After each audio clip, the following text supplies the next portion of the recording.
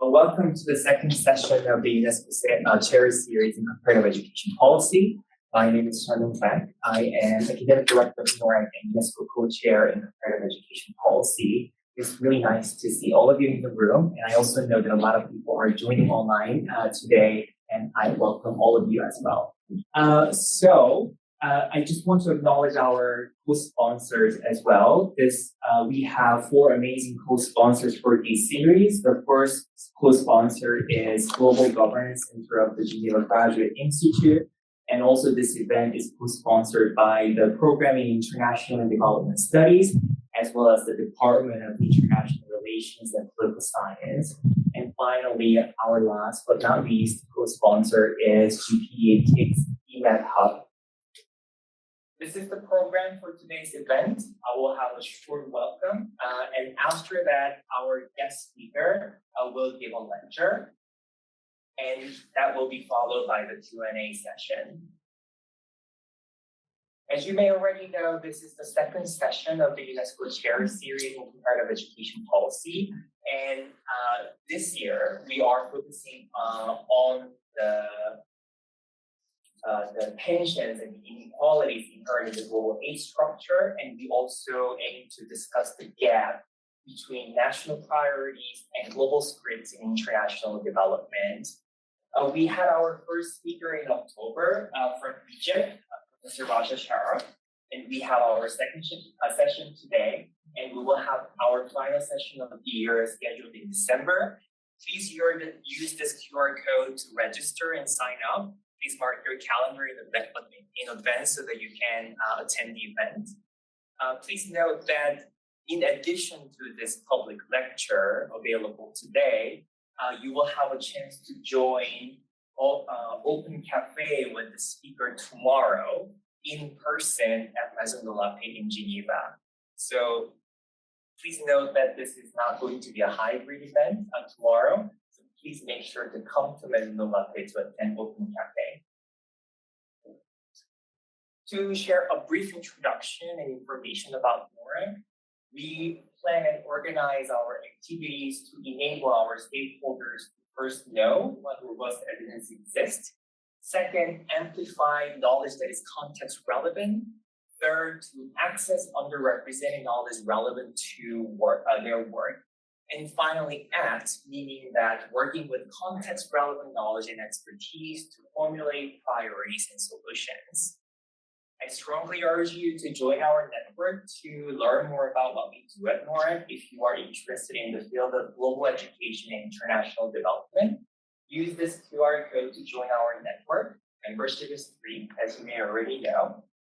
But this will allow you to navigate our network and our resources more easily. And also, you can be part of the South Also Knows initiatives, which aim to reverse the knowledge flow from the existing knowledge flow from the north to the south to the south to south or south to north. With that, now I would like to introduce our guest speaker of the session.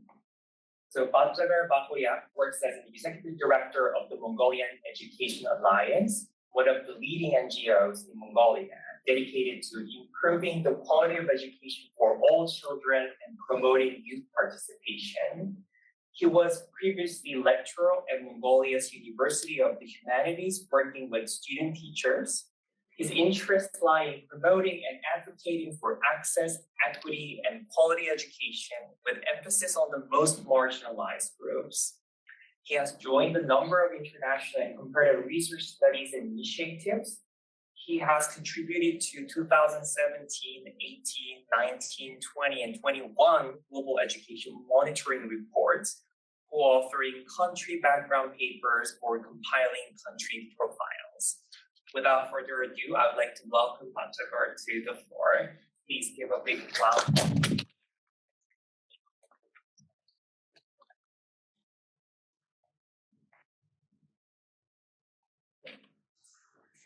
Thank you very much.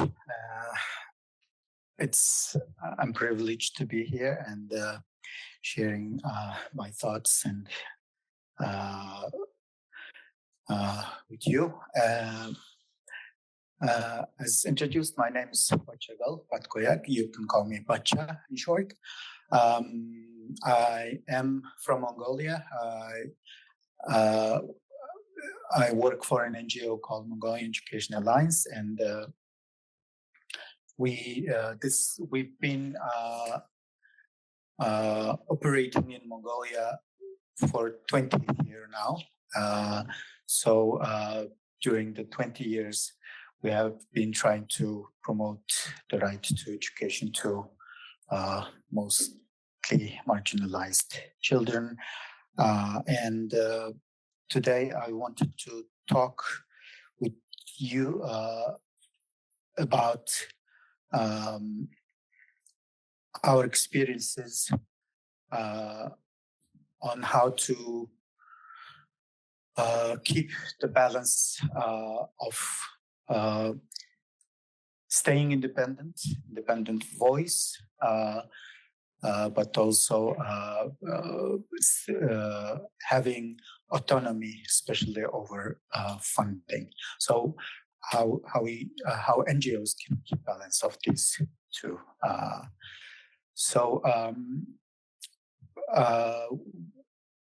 have prepared to talk about three areas. The role of NGOs in development. I won't spend much time on it because there are lots of research papers written on it. I will also share key challenges that are also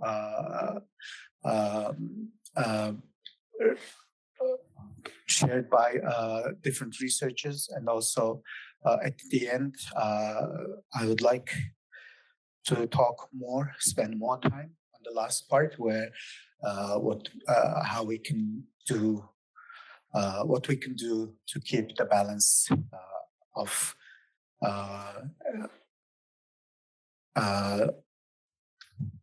and staying as an independent voice in. So just before we start, I just want you to, if you can, use the QR code to join and respond. First, I want to hear your thoughts on what comes to you when you hear NGOs and their role in development. You can enter up to 3 responses, and let's see what comes up.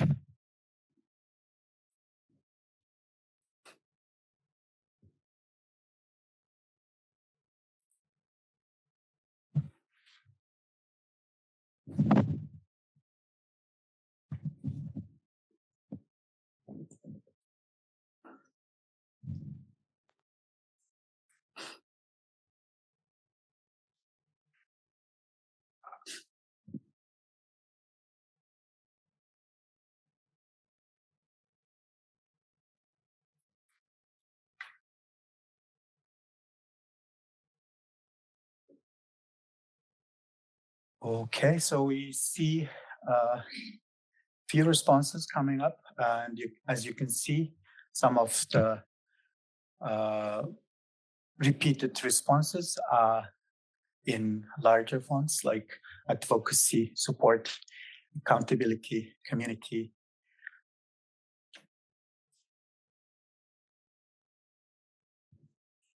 And also some we have some interesting points like vulnerable,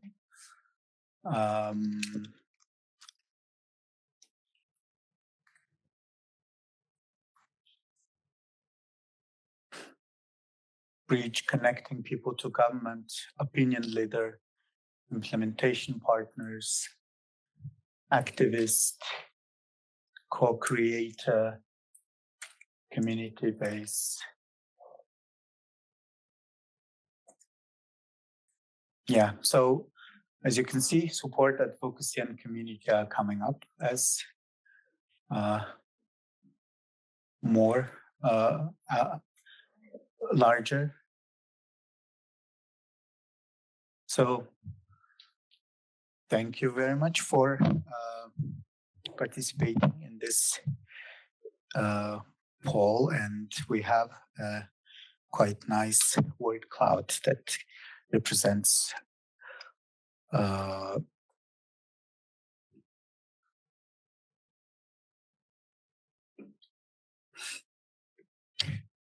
so I borrowed this quote from World NGO Day website from 2023, and I actually took two. You'll see the other one later. And this one says, NGOs are the lifeblood of our society, working tirelessly to improve the lives of those most in need. Said by the former Secretary General of the UN, Ban Ki-moon. And the research says there are mainly two key roles that NGOs play in development. So first, they act as think tanks, and they do research in different areas, especially in the areas that are either overlooked, underserved areas, and try to identify issues that are, for instance, barring children access education, etc. And they also participate in policy analysis, either through research or providing independent analysis.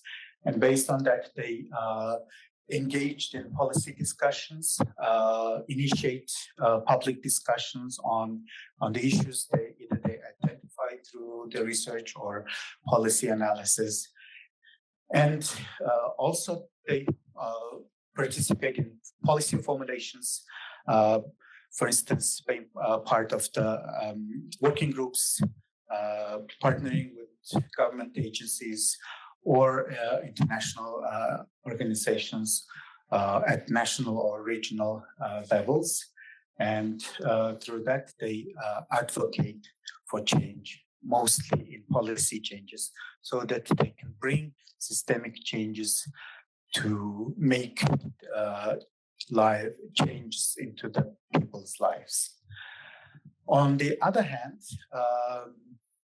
NGOs also serve as implementers of different programs. So they engaged in program designs, mostly innovative, low-cost projects and programs, and they pilot or implement those projects to see if these work, if these needs to be fine-tuned. And through these project executions or projects, they try to deliver services, mostly providing services that are either the government or other partners, other parties are not able to cover. So then the question comes in, which says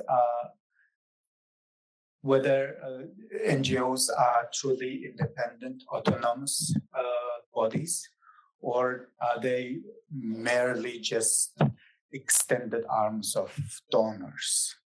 Because in order to sustain and keep their work, they need funding, and in most cases, especially in our part of the world, especially in our country, there isn't much funding truly for advocacy activities. So that leads us to the key challenges to autonomy, and usually the NGO are hindered with agendas that put forward by donor organizations, international donors, and usually they are faced with addressing and keeping up with short, measurable outcomes rather than local or transformative, long-term sustainable changes that they want to see and want to have. And there is a discussion about projectization, which means usually donors fund NGOs through project cycles, which are not long and which hinders NGOs to keep working towards their mission or cause, which could bring long-term systemic change. So let's come to the next question. Please do join back with the same slides. And I want to hear your thoughts on if you believe NGOs can achieve financial independence from donors while maintaining high impact. I have 4 responses. You might have a different one, but we can discuss it later if you have a different opinion. So I'll give some time for the participants to respond.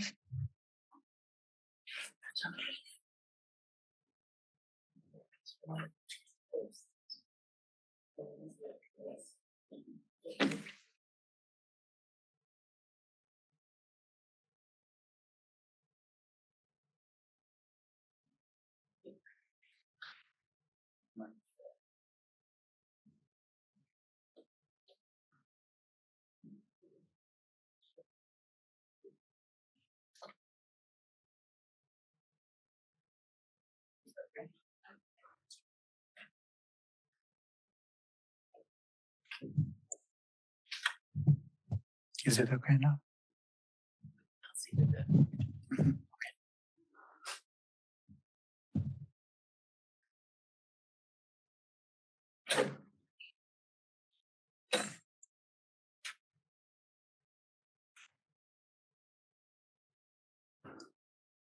Okay, so far we have about 20 responses, and most of them selected the second option, which says possibly, but it's challenging. And there are 2 people who are not sure, but 4 people think that with right strategies, NGOs can keep their autonomy. So I wonder if anyone wants to share their thoughts in the classroom, or maybe those from, yes. I selected not sure because, I mean, if they become independent of the funding from donors, then then they have to have some source of money to flow for people to work, and it will be very similar to a private company then. So I don't know how does that work. Interesting. Anyone else?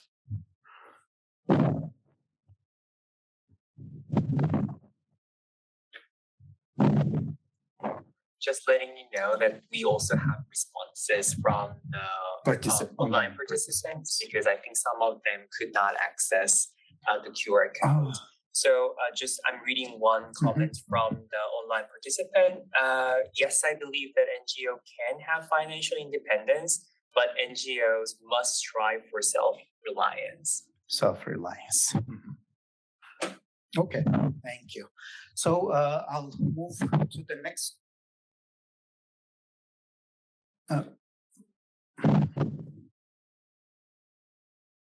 Next question. From the response just Chunwon read, that some of the participants are moving on to my next question, which is what could be the best or good approach for NGOs to ensure their autonomy. What do you think? It is an open response question, so also if participants, online participants, if they cannot access the application, then they can respond through the chat. We will read them on their behalf. Thank you.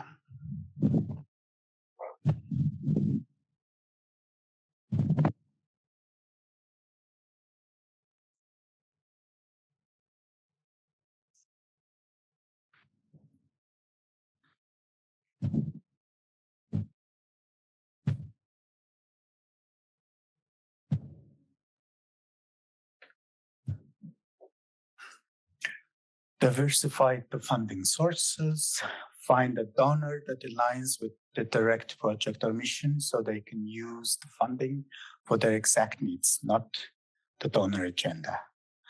Social entrepreneurship, which is a new phenomenon, stay true to their plan and strategies, dynamic leadership, extended networks in key specialty areas. NGOs work to facilitate government. I don't know what does it mean by autonomy here. If it's autonomy in sector selection, they already have. Interesting. Strong mission and philosophy, great cooperation and relationship, clear strategy and strong networks, set the direction in line with SDGs and national strategy. Establish funding standards and make sure that donor organizations agree with them. Financial sustainability, generate independent funding and make it is a sustainable machinery. Social entrepreneurship, which came up earlier, work in close reference to the society needs, enhancing training and organizational capacities, strategic partnerships. Thank you very much. Anything coming up in the chat box? Yes, I can read a few selected ones. They can make use of the funding for income generating projects, as well as, oops, I lost him. As well as help the people they help to be self-reliant. Part of the funding should be for autonomy and part for donor agenda. An open agreement could be there from the beginning. We have many answers on collaboration and coordination. We have a comment about building a strong network with other NGOs, building partnerships. We also have one comment about within the boundary of donor agenda, the NGOs must incorporate their ideas, their own ideas, and show achievements. So these are a few comments. Thank you, Chanwon. So, yeah, very interesting and responses. I have this interesting response. I wonder if those who wrote this one, NGOs work to facilitate government. I don't know what does it mean by autonomy here. If it's autonomy in sector selection, they already have. I wonder if the respondent can share the thoughts if they want to. Perhaps we could check if anyone in the room wrote that comment. If not, I think it's a bit difficult for the online participants okay. to. Yeah, I'll let you know if they show. If they write anything. Thank you very much. So thank you very much. And I think I see. Oops.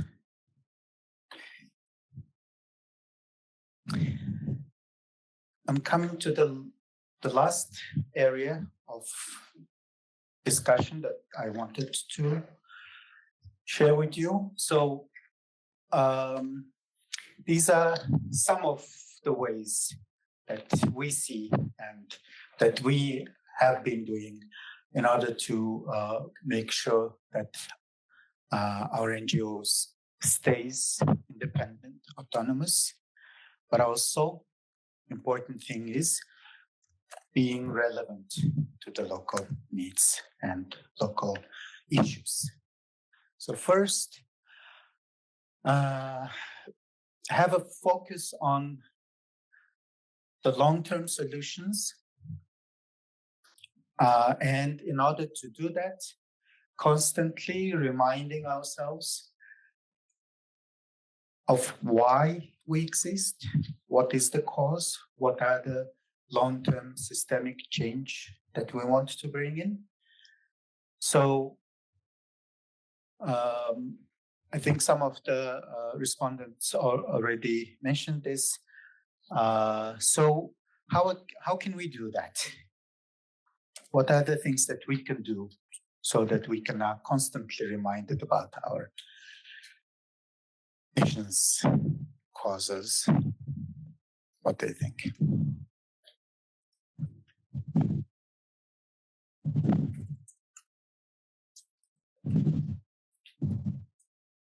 So one of the things that we think we can we do is critical reflection of our. I don't want to say activities, but critically reflecting, constantly critically reflecting on what we are doing, how we are doing, and why we are doing that. Another, we can use some of the tools. For instance, we use NGO self-assessment tool, which gives us questions that leads us back to think about what we do, how we do. And so these are the things that we can do for. So I can one of our areas of work, which is initially it was called Reading and Writing for Critical Thinking program. So we wanted to have children to be critical readers, and we have been working with teachers, providing them approaches, techniques to become critical readers, and we've been doing that for 20 years.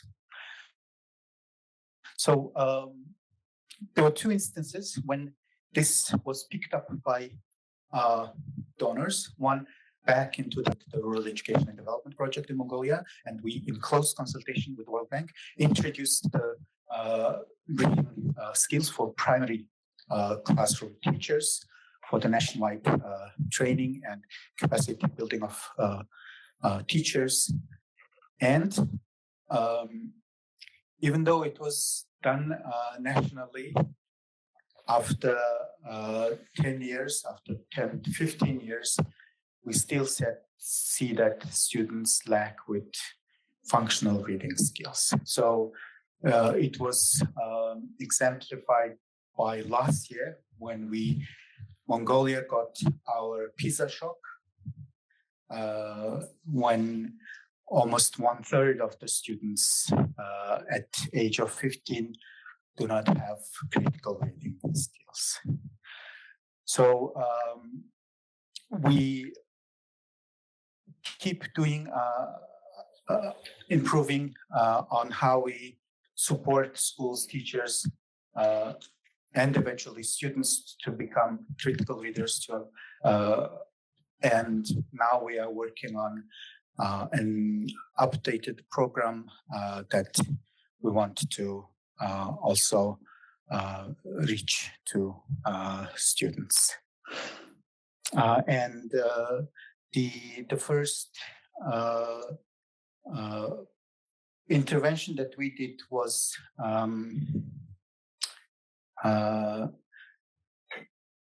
included in a book called How NGOs React, that was co-edited by Iveta Silova and Gita Steiner-Hamsi, who wrote back in 2005 about how NGOs react to different local needs.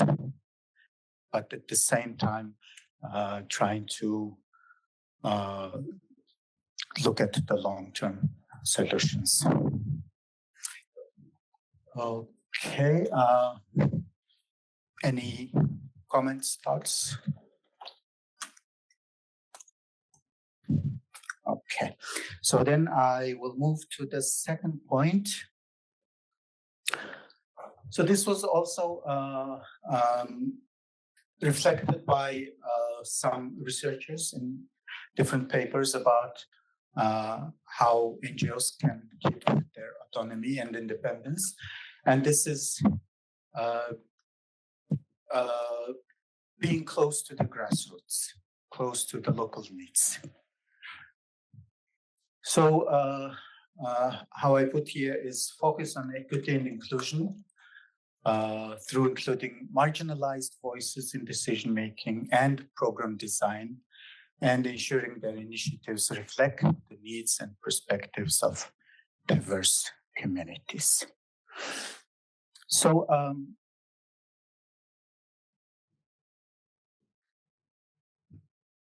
this is about being in constant communication with the groups, especially the marginalized groups that you work with, and listening to them, especially in identifying the causes of the problems, root causes, or when you design programs or projects that address their needs. So here I can get an example from the work that we are doing, what we call a community schools model. So community schools is the idea that schools do not exist in silos. So the school needs to be in constant relationship with the community where it is located. And through this interaction with the outside community, the school tries, in one area, tries to improve the learning of the students so that it becomes meaningful. On the other hand, the school contributes to the local development. So this model starts with the school community guided by questions, does self-assessment in different areas, like including parent engagement, on leadership, on volunteerism, on lifelong learning, on leadership, on meaningful learning, etc., so that they identifies the areas that they need to improve, so that all these work together to improve the meaningful learning, enable meaningful learning for the students.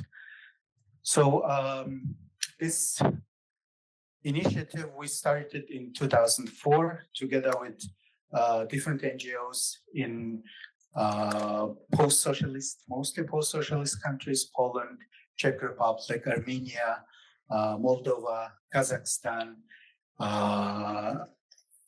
and with an NGO from UK, we developed international standards for community schools, which is the model that we use. And since 2007, we have been doing it in different parts of the Mongolia, but in small numbers, working only with few schools. But then in 2017, when the World Bank started a big program called Mainstreaming Social Accountability in Mongolia, we offered the community schools model. And after piloting it in 3 provinces of Mongolia with 30 schools, it was selected as one of the good example of ensuring social accountability in education system. So through the program, schools worked with the local community. They went out to communicate with different businesses, with different government agencies operating in their areas, and they did different activities based on their needs. It helped the school transform the way they operate in different schools. So with that, we were able to understand the dilemmas, the challenges, and also opportunities that schools and local communities have, so that they can see each other as partners and collaborators, and through different local initiatives, they can improve the learning conditions. For instance, in one school, the issue they identified was communicating with parents who are herders, meaning they are nomadic, they live far from the villages, and it is difficult for them to get constant communication with the parents. So they found a way to use mobile phones and send short SMS messages to parents and vice versa, so that they can stay in contact with the parents. In another school, they identified one of the issues that parents had difficulties was understanding what is taught in curriculum, what curriculum is about. So the school decided to use an approach that's called teach on a motorbike. So a teacher, teachers, not one teacher, teachers of different subjects, they travel to the nomadic families with displays they designed themselves, and go visit to families and talk to them about what their children are learning in school, and how they can support their children's learning when they are not in school in their own families. So like this, with these tools and facilitation from our team, the local schools find different ways of addressing the problems that they have had. So this is one of the examples of what we are doing in terms of being close to the local communities and local needs. About the third one, I think there were a few responses from participants about diversifying funding. There was a response from the audience about here, but I'm not going to spend a lot of time, but I think there are the researchers who wrote on this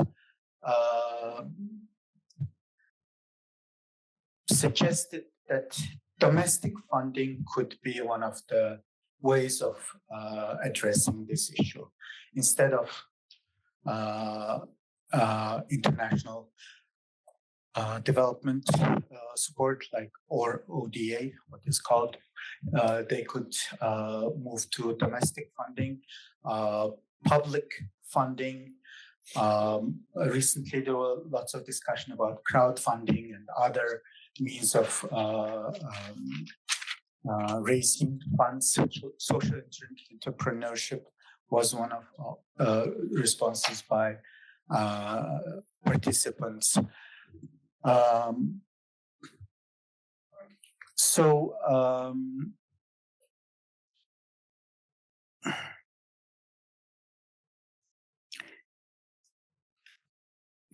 I will move on now to the last point, which is also mentioned a lot by the participants in the response about collaboration and partnerships.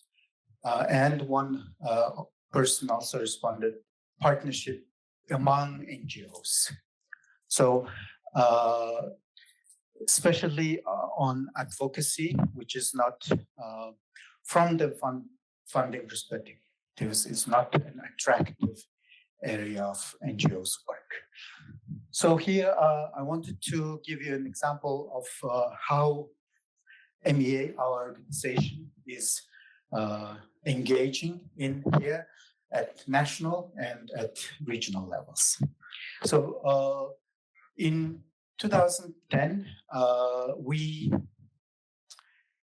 together with some 13 different civil society organizations, not only working in education, but also in different areas like human rights, women's rights, trade union, and other civil society organizations. We started this working group, which ended up becoming a coalition of NGOs working for the right to education in Mongolia. So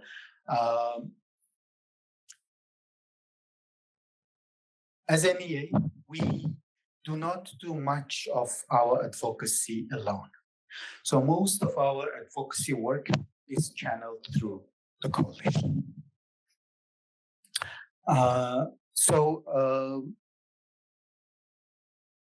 At the coalition level, the member organizations come together and develop strategies for around 3 to 5 years and decide on what are the advocacy areas that we need to focus on these periods.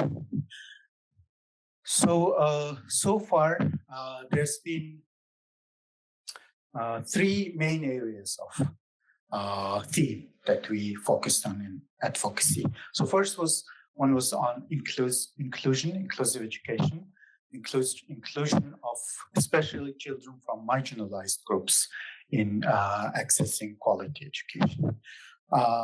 Initially, when we started the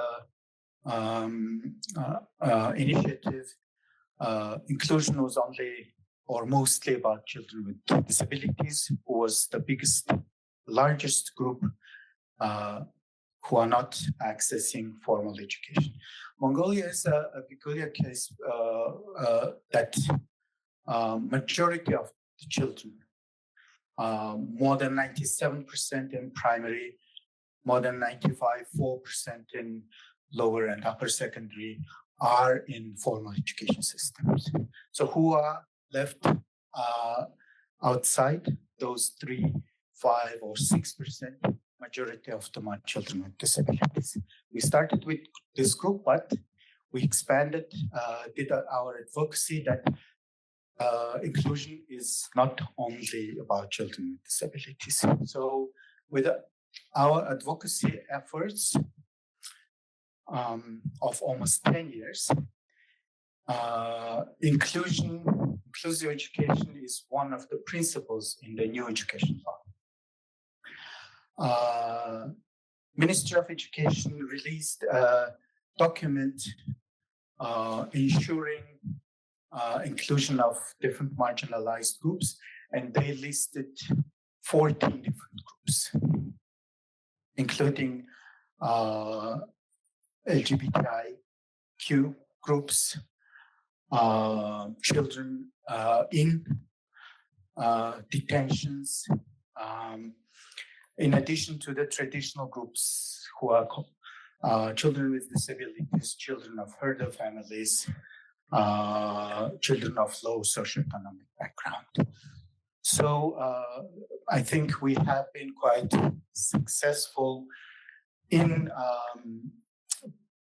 making sure that inclusion is in the political agenda of the government and international donors, because I think inclusion,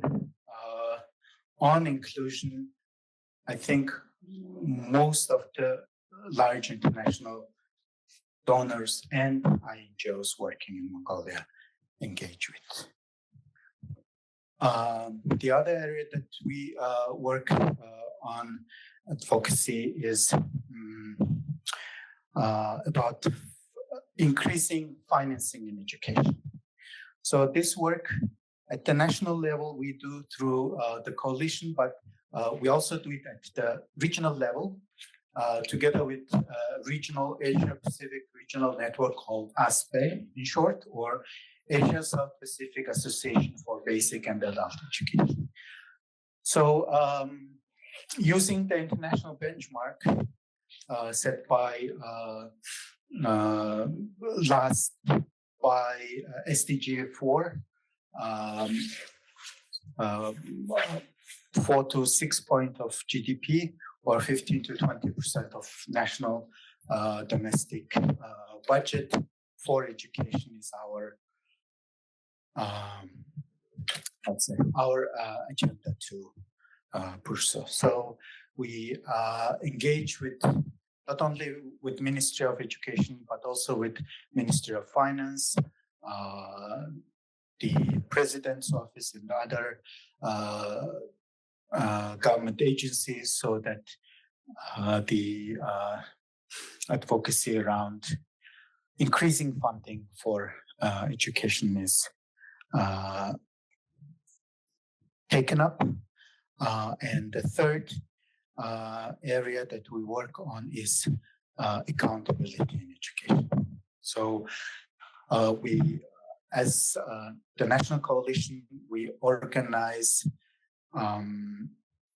annual forum focusing on one of the three main issues that we work on, and we use it as a civil platform to raise issues that we want the government to take action on. The other two regional level platforms that we join are, one is called International Step-by-Step Association, which is a Eurasian early childhood education network, which started initially as an implementer of step-by-step program, which is child-centered education. Now it has become one of the largest early childhood development promoters in, if not in the European area, but in the larger global early childhood network. So through this platform, we try to promote importance of early development and parent engagement in early childhood, as well as a holistic child development. So we participate at regional events and also organize national level events promoting quality early development for young children. And the last network I wanted to mention is called Network of Education Policy Centers, which is mostly Central Eastern Europe, Central Asia countries, plus Mongolia. And it is, it's got actually two main groups of member organizations, mostly NGOs, but there are some public institutions, universities. So some of the members are pure think tanks. They do purely research and policy engagement and policy dialogue, advocacy, and others are mainly teacher training organizations.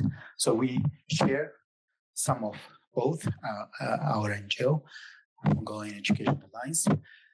So together we do different regional projects. Some are research, including mapping in different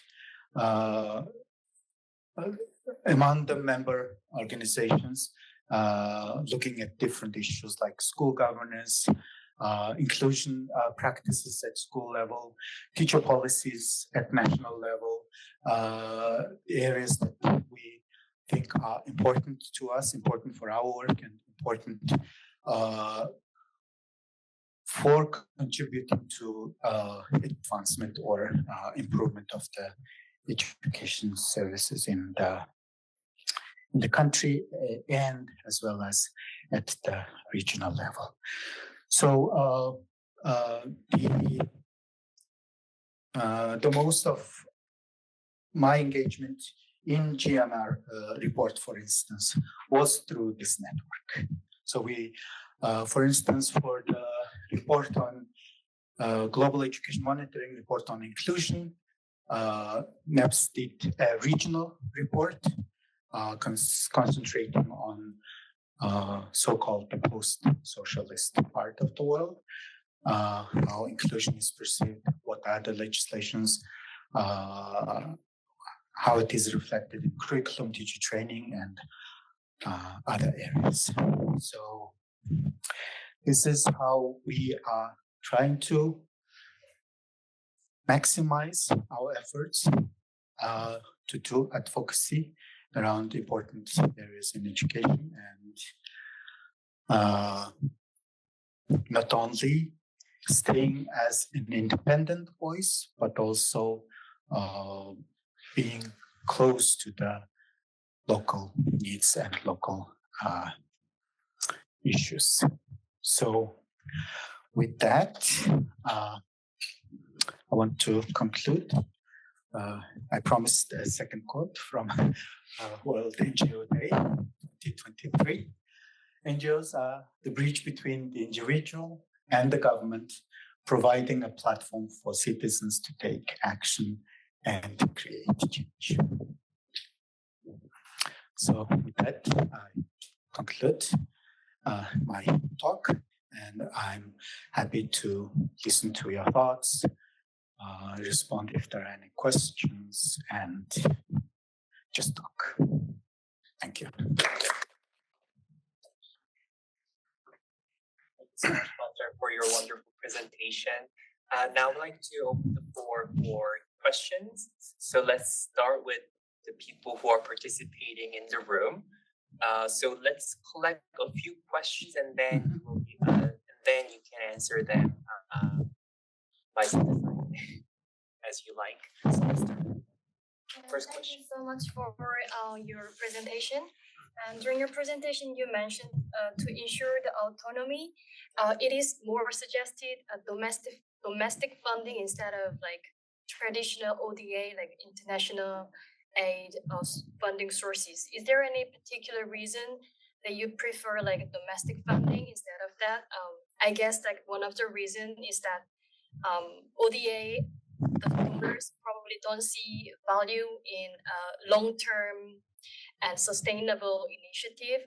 Rather, they would see like one of like short-term benefits out of the project. Is it the reason why you prefer domestic funding or like a crowdfunding? Thank you. Okay, thank you for the presentation. It was very insightful. I just wonder, like, suppose the NGO enjoys the full autonomy and donors respect your decision, and you only have a limited budget, for example. Like in the region, for example, there are like 50 schools, but you only have the budget to cover 30 schools. Then how do you select the targets? That's my question. And let's have one question from the online participants. Beyonce, would you like to share that? Yes, so we have one question. We have one question from Sadia. How NGOs can ensure justification of questionnaire and other tools? Can you repeat the question again? How NGOs can ensure justification of the questionnaire and other tools? So let's start with those 3 questions first. Batjargal? Yeah, basically, the first question, basically it is the reason why we think domestic funding should be. I didn't say this because in Mongolia at the moment we don't have a tradition, let's say, of especially raising public funding for NGOs. There are some small attempts, but we still are far from having this as one of the ways. But I think it should be, because with that, NGOs can have more independent way of, I would say, existing. The other thing, I think it goes a little bit beyond your question, is there is a very fine line between what donors are focusing and what NGOs are focusing. So let's say in the example that I said earlier on mainstreaming social accountability, or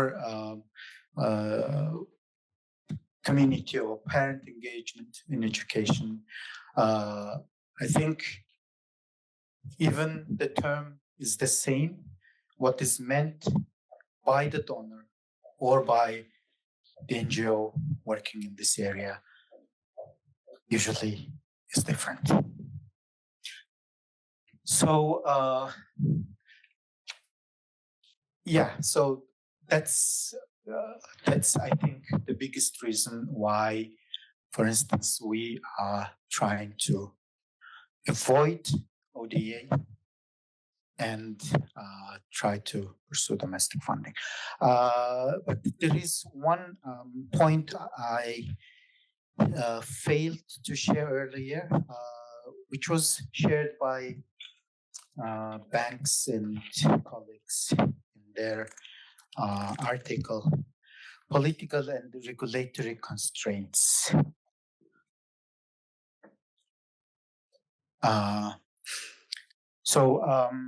It is about,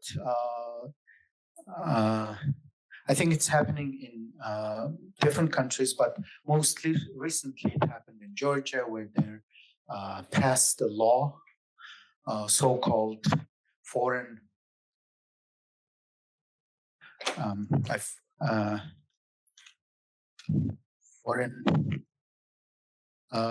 basically it's legislation that labels NGOs, civil society organizations that receive funding from abroad. So I think the same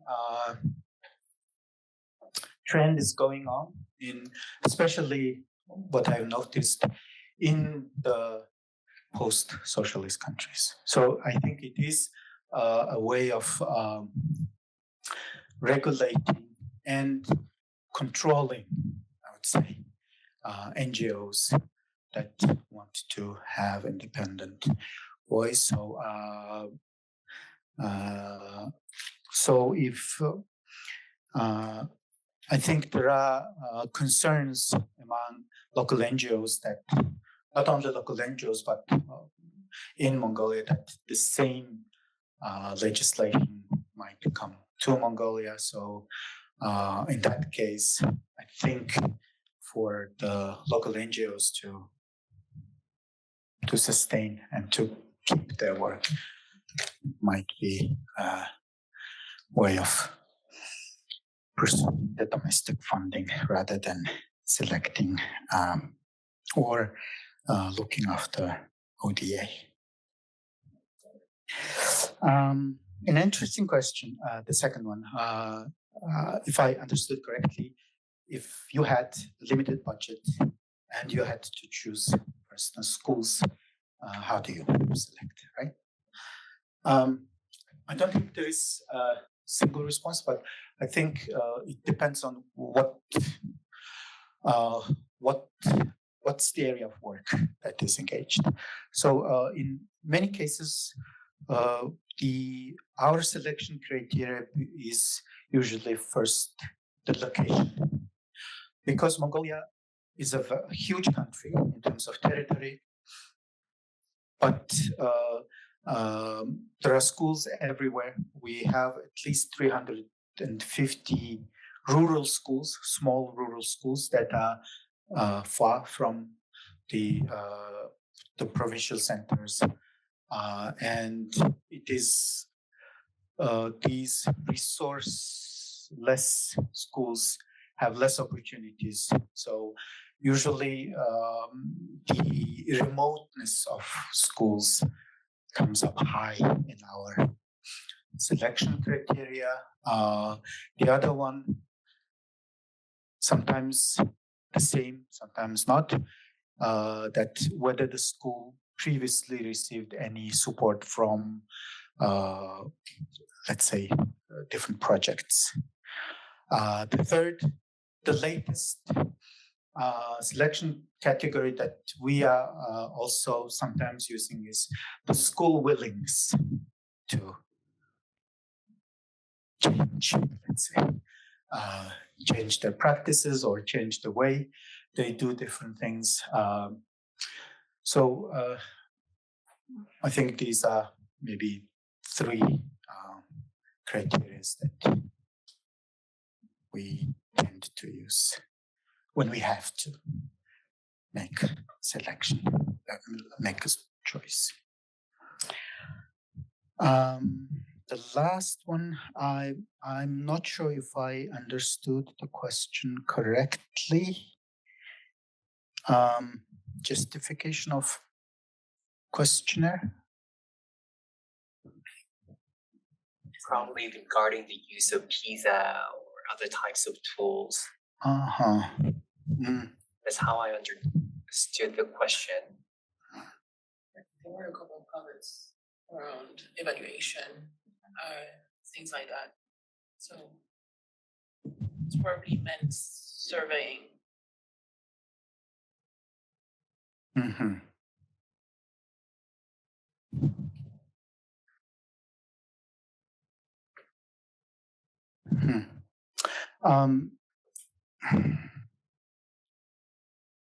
If I take the liberty to rephrase the question, and I hope the online participant understands, and please correct me if I'm wrong, but could you elaborate a little bit further on how your organization, reflecting on your experience at the Mongolian Education Alliance, how does your organization use international surveys or national standardized tests in your own work? Do you use them to justify what you do, or do you engage them to problematize what's at hand? Or so could you elaborate a bit further on that?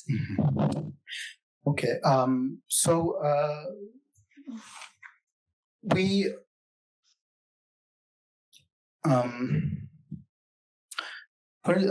let's take the example of PISA. To many, I think it came as a shock when we heard the results end of last year, almost a year ago. But for us, I think it was not a shock at all, because we already have been saying that we need to change what happens in the classrooms. We've actively participated in the discussion last 2-3 years around transforming education. So one of the areas that we focused on was, and at the moment we are also doing it at the national level, is advocacy around curriculum, what it is, how it should be delivered, and what's the purpose of education in general. So, I mean, with a PISA, you can get some information about what's happening. I think there are, among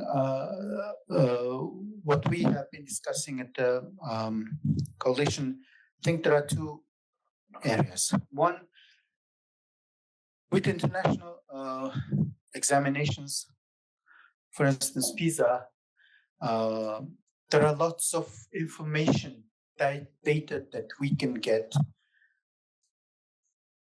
from the database in order to make policy decisions. What most people are seeing is the results itself, but I think there are lots of issues behind this. I think there are lots of data on socioeconomic background and how it relates to student outcomes. So if we carefully look at these data and try to understand how different indicators are playing out in different areas for different groups of students, it will be really useful. But if we only look at how Mongolia did in reading, in math, in comparison to other countries where the local contexts are different, etc., I think it would be just a failure. So we are trying to say that, you know, we have this rich data, and let's do analysis, do different analysis so that we can find out what's working, what's not working for a particular group of children, so that we can make interventions so that the learning outcomes, the skills, the competences that the children should get from education and learning is actually delivered to students. So,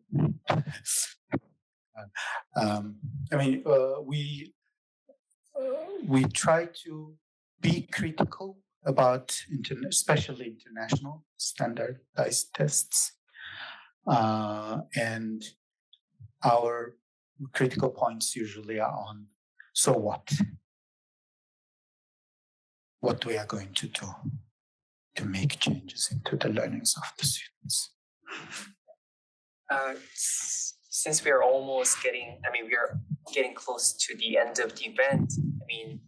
We always wish there's more time for us to engage with these interesting questions. The great news is that we have Open Cafe scheduled tomorrow morning at the FAB of Maison de la Paix. So I strongly encourage that you come. And in that Open Cafe, you will be able to also ask some specific questions that you feel personally passionate about, or you can ask for advice related to your career and so on. But let me actually ask one final question shared online, but I'll also add my thoughts to that question. Amalia who joined online said, to be independent does not mean to exist in isolation. As far as I know, in the country where I live, NGOs do great efforts. However, in the end, they lose strength. Did you say that it is through networking that every NGO can evolve and be trusted for communities? Thank you for your presentation and excellent ideas.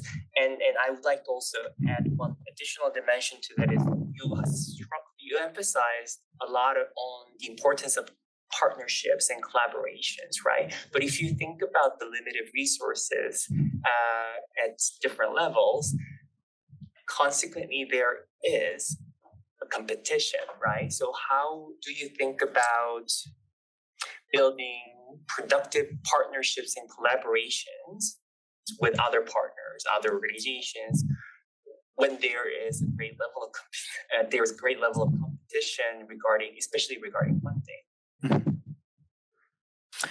Yeah.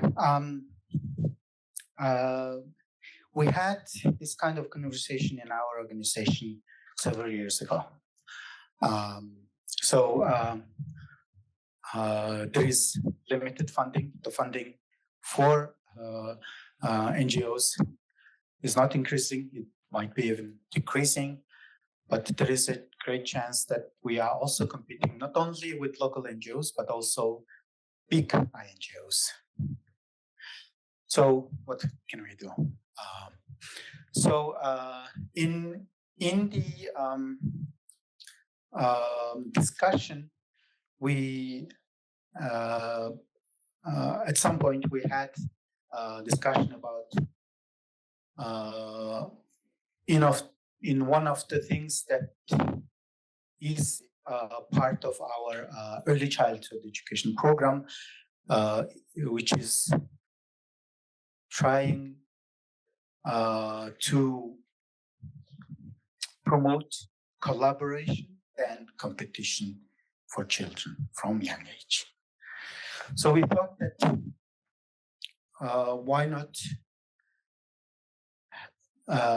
use this in our line of work, because you have to walk the talk, right?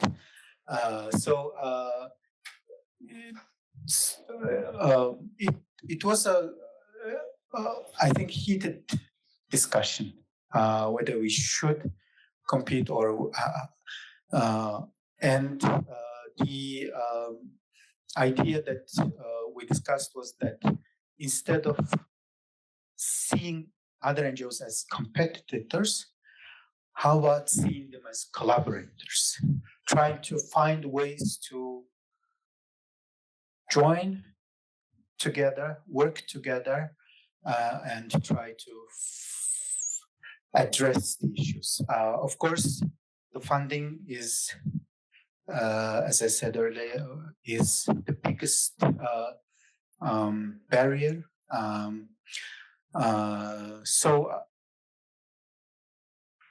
I don't know. In our case, we try to look for opportunities for collaboration rather than competition. Of course, for funding, we need to compete. But how do we, get best out of it? Try in finding ways to work together.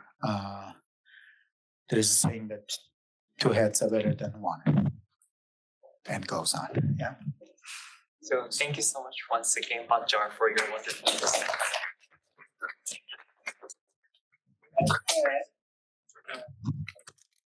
And finally, our chairholder, Gita Steiner-Kamsi, who couldn't join us today in person because she's based in New York, also sends her greetings to you, Batjar. She has done extensive work in Mongolian context, and she also sends her message to those of you who are joining us online from Mongolia. With that, thank you so much, everyone. Thank you so much for the team, for your wonderful support. I hope you have a lovely week. Thank you so much.